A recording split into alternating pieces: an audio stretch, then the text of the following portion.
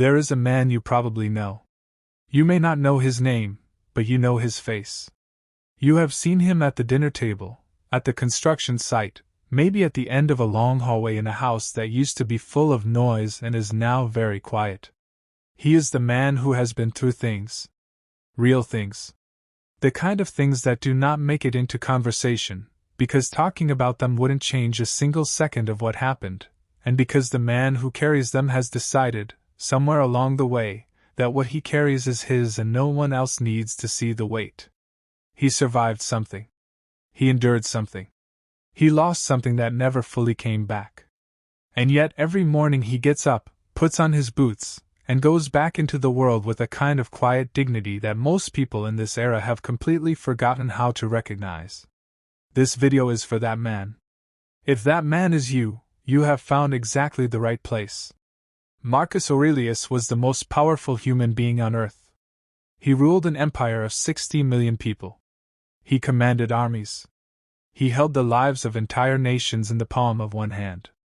He could have done anything, built monuments to his own name, surrounded himself with every luxury the ancient world could manufacture, spent his days in the soft comfort of absolute power.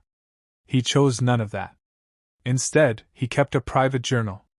He wrote to himself in the dark, in the middle of wars and plagues and betrayals, and he argued with himself on those pages with a ferocity and an honesty that is still, 2,000 years later, almost shocking to read.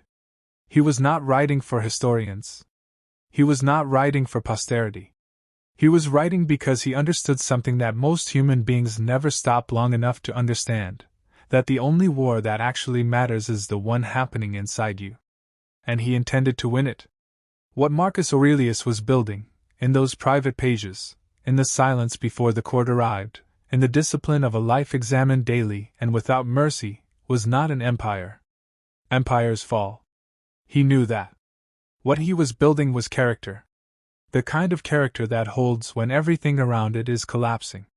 The kind of character that does not require good circumstances to function, does not require an audience to persist, does not require the approval of the world to know its own worth. 8 principles shaped everything he did. 8 principles that, if you genuinely understand them and apply them, will change the way you move through the world.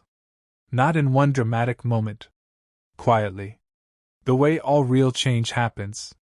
One day at a time, in the hours no one records. If you have been looking for something real, something built for the man who is done with noise and ready to do the actual work, then subscribe to the Stoic Edge right now and stay with us.